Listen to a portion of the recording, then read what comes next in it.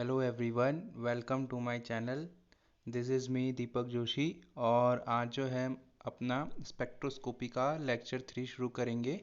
इसमें मैं आपसे एब्जॉर्प्शन लॉज डिस्कस करूंगा और जानेंगे कि कौन कौन से लॉज हमारे पास हैं। ठीक है। और हम इसमें सीखेंगे थोड़ा बहुत एक न्यूमेरिकल भी मैंने जो है एंड में आपसे डिस्कस करूंगा इसमें एब्जॉर्प्टिविटी पे। तो मेक श्योर कि आप इसे सब्सक्राइब ज़रूर करें माय चैनल को। ठीक है। और लाइक शेयर करें। और उससे भी ज़रूरी बात कि आप हैप्पी ज़रूर रहें ज़िंदगी में।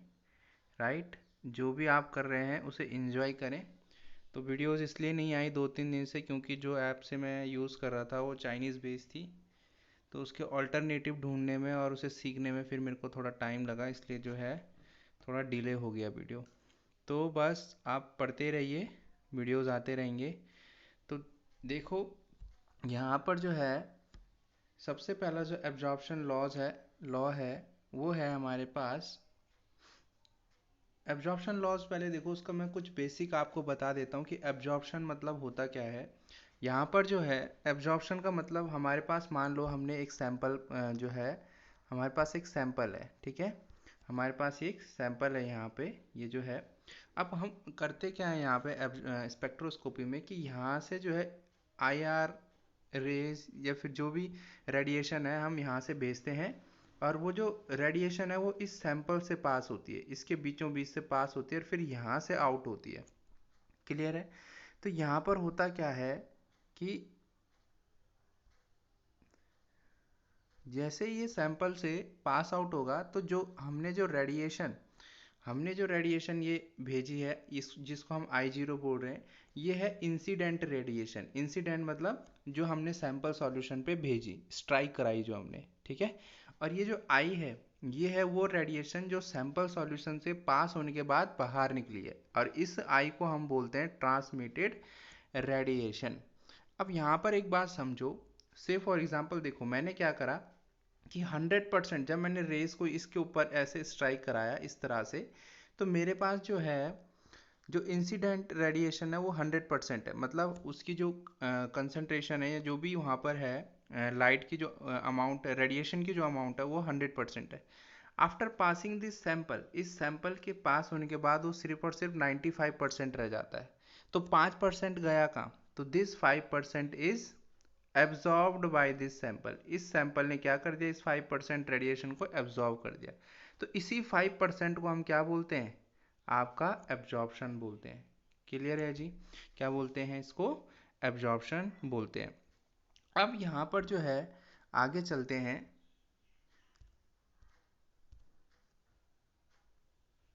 अब यहाँ पर जो है देखो, यहाँ पर भी दो केसेस हैं हमारे पास कि अगर जो है सैंपल सॉल्यूशन में जो है ट्रांसपेरेंट है मतलब यहाँ पर जो भी ये सैंपल है मेरे पास, यहाँ पर कुछ नहीं है, ट्रांसपेरेंट है। जैसे ट्रांसपेरेंट होता है, जैसे वाटर हो गया या कोई और सैंपल हमारे पास हो गया। तो यहाँ से जो भी रेज आएंगी आप खुद बताओ। अगर यहाँ पर कोई I0 है, यहाँ पर ट्रांसपेरेंट है, कोई सैंपल नहीं है, तो जितनी रेज यहाँ से हमने भेजी थी उतनी यहाँ से बाहर आएंगी, है ना।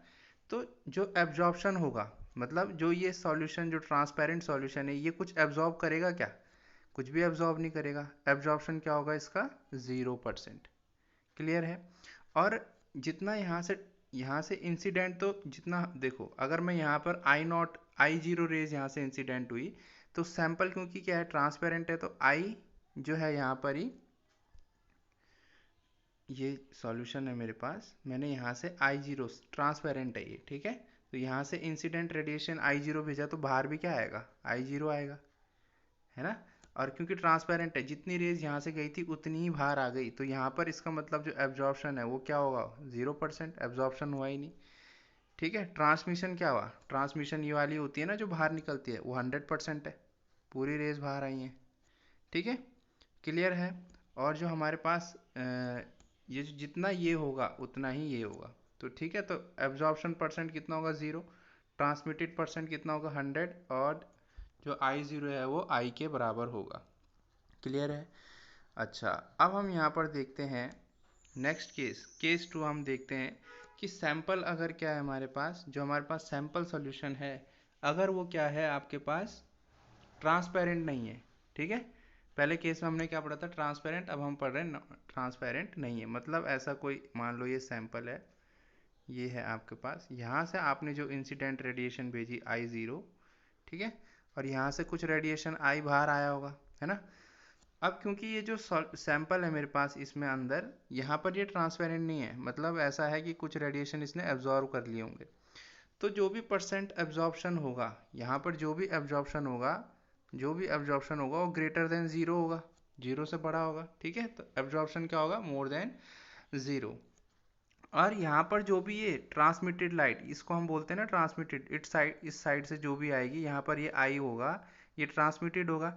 अब यहाँ पर हमने से फॉर एग्जांपल 100% भेजा, तो क्या यहाँ पर भी 100% मिलेगा आपको, नहीं। ठीक है, क्योंकि इसने कुछ ना कुछ लाइट इस सैंपल ने ऑब्जॉर्व करा, क्योंकि ये ट्रांसपेरेंट नहीं है अभी। तो जो परसेंट ट्रांसमिशन होगा वो क्या होगा, 100% से कम होगा। मतलब जितने हमने भेजे रेडिएशंस, उतनी ही radiations after passing through the sample बाहर नहीं आए। क्लियर है जी। और जो यहाँ पर आई नॉट है, आई नॉट मतलब I0 या आई नॉट, आप कुछ भी बोल दो। I0 ये होता है जो आप सैंपल पे भेजते हो, जो आप सैंपल पे स्ट्राइक कराते हो, वो होता है I0। तो ये I0 ऑब्वियस सी बात है, यहाँ पर जो I है यानी जो ट्रांसमिटेड रेडिएशन है उससे बड़ा ही होगा। ठीक है, क्लियर है। तो अब यहाँ पर जो है, इसी के बेसिस पर हमारे पास आता है कुछ लॉज, यहाँ पर एब्जॉर्प्शन किसको बोलेंगे। ठीक है, तो देखो यहाँ पर ध्यान देना कि यहाँ पर जो है हमारे पास एब्जॉर्प्शन किसको बोलते हैं। तो एब्जॉर्प्शन क्या होता है, देखो एब्जॉर्प्शन की डेफिनेशन, फॉर्मूले से ध्यान रखो, बस ट्रांसमिशन की भी ध्यान रखो, फॉर्मूला आपको ध्यान होना है, आपको वहाँ पे डेफिनेशन नहीं लिखनी है। तो मैंने देखो अभी एक सैंपल सॉल्यूशन बनाया था।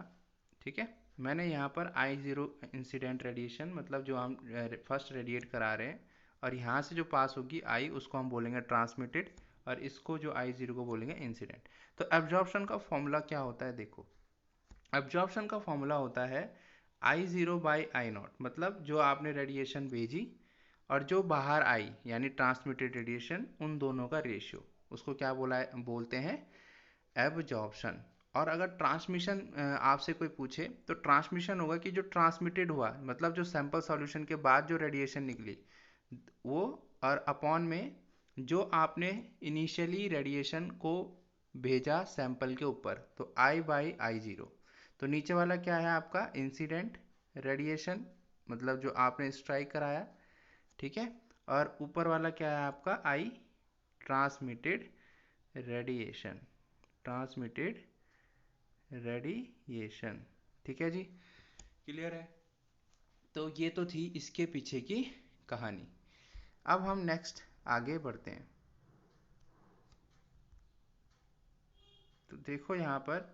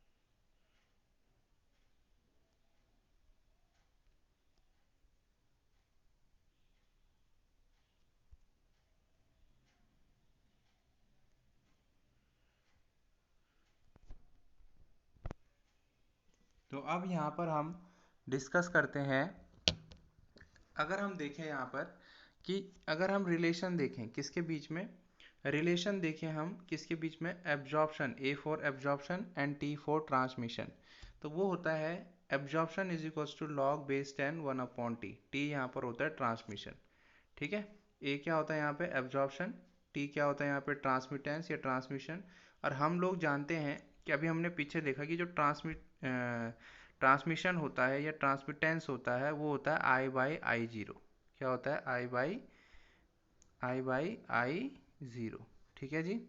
अब यहाँ पर हमको पता है ट्रांसमिटेंस क्या होता है, आई बाई आई जीरो। अगर हम इसको रेसिप्रोकेट कर दें, पलट दें इस इक्वेशन को, तो क्या बनेगा, देखो यहाँ पर जो है अगर हम इसे रेसिप्रोकेट कर दें तो यहाँ पर जो ये इक्वेशन बनेगी वो होगा, ठीक है। तो देखो यहाँ पे जो रेसिप्रोकेटिंग करेंगे इसको तो क्या बनेगा, देखो इसको रेसिप्रोकेट करेंगे तो 1/t बनेगा, और इसको रेसिप्रोकेट करेंगे आई बाई आई जीरो को, तो ये भी रेसिप्रोकेट होके क्या बनेगा, आई जीरो ऊपर चला जाएगा और आई नीचे आ जाएगा। ठीक है जी। अब यहाँ पर ध्यान दो कि यहाँ पर जो है इसको आई जीरो अपॉन आई को आप क्या करो, इक्वेशन 1 में पुट करो। ठीक है, इक्वेशन 1 में। तो यहाँ पर जो है क्या, ये जो आपका आया 1/t, 1/t किसके बराबर आया, आई जीरो अपॉन आई के बराबर। तो यहाँ पर इस इक्वेशन में ये जो समीकरण पहला है, फर्स्ट है, उसमें 1/t की जगह आप क्या पुट करेंगे, आई जीरो बाई आई यहाँ से। तो आपके पास एब्जॉर्प्शन क्या आ जाएगा, एब्जॉर्प्शन आ जाएगा A is equals to log base 10 I zero by I. Clear है। तो ये होता है एब्जॉर्प्शन और ट्रांसमिशन के बीच में रिलेशन होता है। क्लियर है। अब इसी के हेल्प से हम जो है अपना डिस्क्राइब करेंगे। इस पे बहुत सारे लॉज हैं। जैसे सबसे पहला जो हमारे पास है वो है लैम्बर्ट्स लॉ।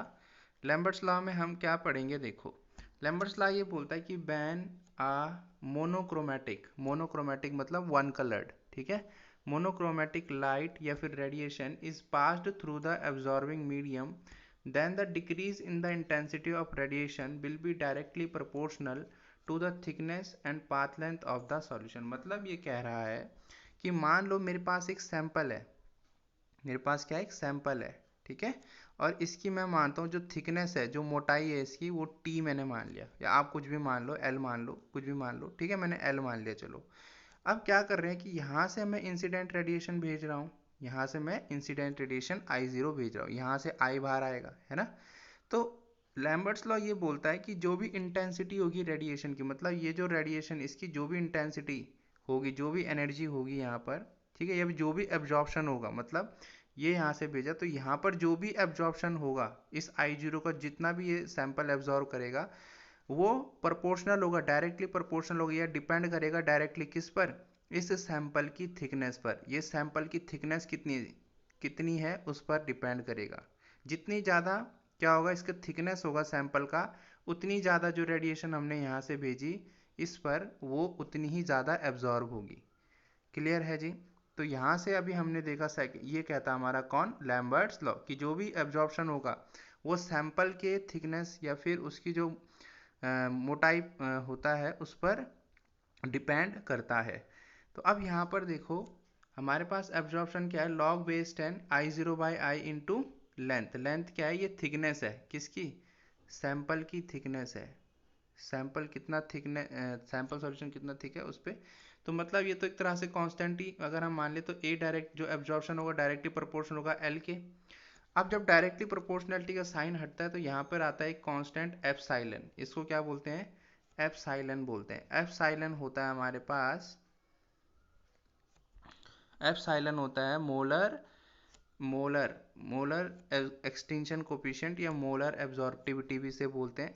ठीक है जी, ये सब चीज़ें से बोलते हैं। और एल जो है हमारे पास वो होता है पाथ लेंथ या फिर थिकनेस, मतलब ये जो सैंपल है, ये जो सैंपल है इसकी जो ये लेंथ होगी ये एल होगी। ठीक है, और इसकी जो यूनिट होती है एप्सिलॉन की, मोलर मोलर एक्सटिंक्शन कोफिशिएंट की, वो होती है लीटर पर मोल। क्या, लीटर पर मोल इनटू सेंटीमीटर। ये भी पूछ लेते हैं कि बताओ चारों ऑप्शन में से यूनिट क्या होगी मोलर एक्सटिंक्शन कोफिशिएंट की, तो आपको ध्यान रखना है लीटर पर मोल centimetre.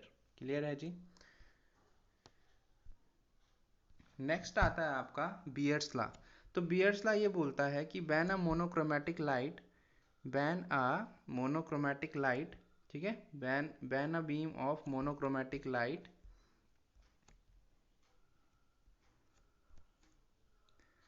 when a beam of monochromatic light या radiation passed through the absorbing medium, then the decrease in the intensity of the radiation will be directly proportional to the concentration of the solution। मतलब ये है इसका कि मान लो मैंने इस बार ये सैंपल लिया है, ठीक है जी, और यहाँ पर मैं कोई एक इंसिडेंट रेडिएशन है मेरे पास, उसको मैं यहाँ पर स्ट्राइक करा रहा हूँ इस साइड से, ठीक है। तो यहाँ से जाहिर सी बात है आई आई बाहर निकलेगा, इसको हम ट्रांसमिटेड रेडिएशन बोलेंगे।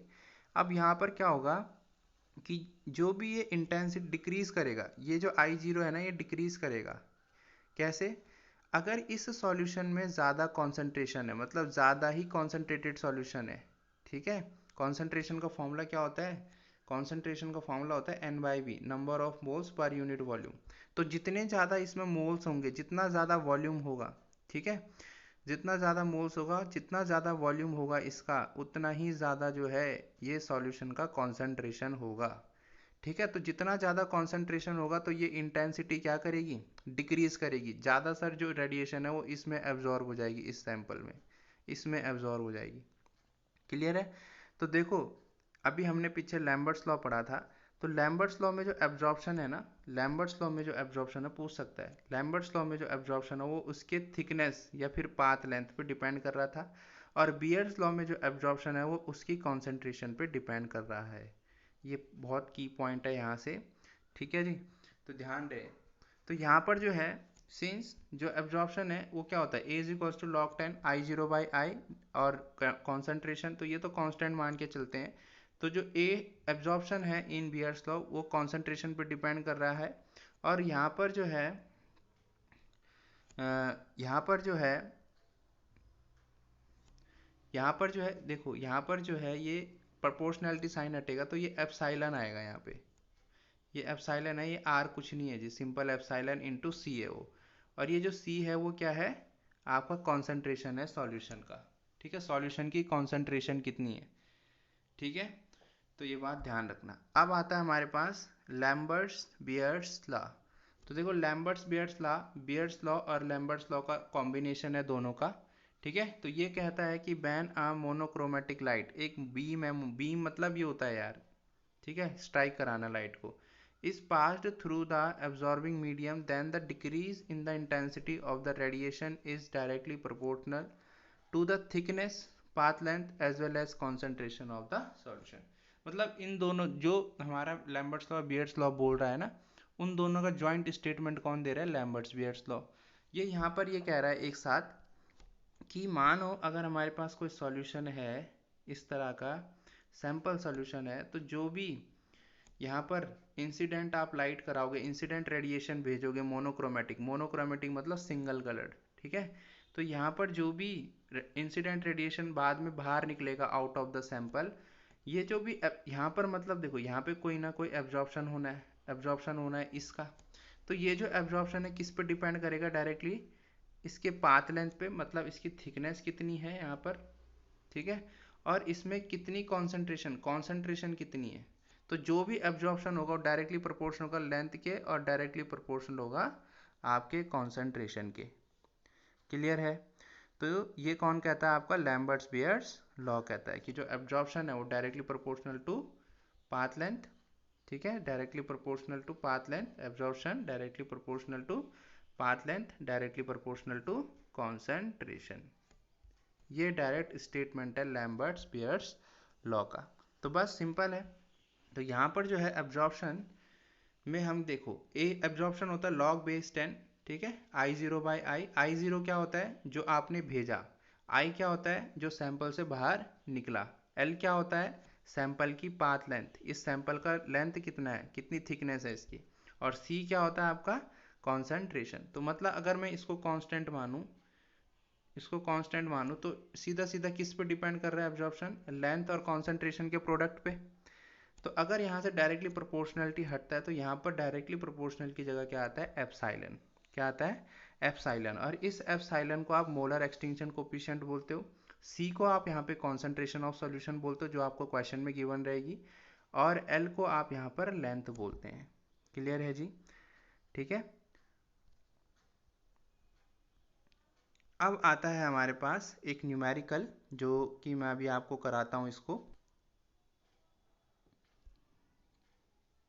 तो यहाँ पर देखो आपके लिए एक न्यूमेरिकल है मेरे पास जो कि पूछा जाएगा, ठीक है। और इस न्यूमेरिकल को देखो कैसे करना है, बियर्स लैम्बर्ट्स लॉ पे बेस्ड है ये और उसी पर ही आएगा, ठीक है। तो देखो यहाँ पर हमारे पास क्वेश्चन है कि एक 249 नैनोमीटर 249 नैनोमीटर जो पैरासीटामोल है जो आप लेते हो उसका जो एब्जॉर्बेंस है ना वो 0.330 आपको दे रखा है। हाँ, एक बात ध्यान रखना कि जो ये एप्सिलॉन होता है ना यार, मोलर एब्जॉर्प्टिविटी कोफिशिएंट, ये सब्सटेंस टू सब्सटेंस वेरी करता है, ठीक है। हर सब्सटेंस के लिए जो एप्सिलॉन का वैल्यू है वो अलग होता है, वो आपको क्वेश्चन में गिवन होता है, ठीक है। तो बैन एब्जॉर्बेंस बैन using 0.5 centimetre thick cuvette. Cuvette होता है जिसमें आप जो है मतलब क्यूबिट एक तरह से इसको बोल दिया जिसमें आप सैंपल रखोगे, ठीक है, उसको क्यूबिट बोला जाता है। एंड एप्सिलॉन की वैल्यू जो है वो है 0.165 into 10⁻³ litre upon mole into centimetre. जैसा अभी मैंने डिस्कस करा था, एप्सिलॉन की यूनिट लीटर पर मोल सेंटीमीटर होता है। Determine concentration of the solution. Concentration का मतलब जाने आप लोग, सी का पूछ रहा है, ये सी का मान क्या होगा। तो सबसे पहले न्यूमेरिकल करने के लिए आप क्या करें, जो आपको गिवन है उसको आप नोट डाउन कर लें, उसको आप लिख लें पहले। तो देखो यहाँ पर हमें करना क्या है कि हमको क्या क्या गिवन है वो देखो, ठीक है। क्या क्या गिवन है वो लिखो। हमको सबसे पहले जो गिवन है वो है एब्जॉर्प्शन। एब्जॉर्प्शन कितना गिवन है आपको, एब्जॉर्प्शन की वैल्यू कितनी है यहाँ पे मैं लिख लेता हूँ। एब्जॉर्प्शन है आपको गिवन 0. ये रहा आपका एब्जॉर्बेंस। एब्जॉर्बेंस या एब्जॉर्प्शन बोल सकता हो डायरेक्ट डायरेक्ट, तो आपको पकड़ना है, ठीक है। एब्जॉर्बेंस आपको दे रखा है। आपको क्या दे रखा है, पाथ लेंथ। पाथ लेंथ भी दे रखी है ना, देखो 0.5 सेंटीमीटर थिक है तो ये पाथ लेंथ है। एल कितना दे रखा है आपको, 0.5 सेंटीमीटर, ठीक है। और आपको क्या दे रखा है, आपको एप्सिलॉन भी दे रखा है। तो एप्सिलॉन आपको दे रखा है 0.165 इंटू 10⁻³ लीटर पर मोल इंटू सेंटीमीटर। क्लियर है। अब यहाँ पर देखो ये तो आपको गिवन है, ठीक है, ये आपको क्या है, गिवन है। तो अब यहाँ पर जो फॉर्मूला होता है, मुझे थोड़ा इरेज करना पड़ेगा, थोड़ा ऊपर चलता हूँ पेज की स्पेस। तो देखो यहाँ पर एब्जॉर्प्शन आपको दे रखा है,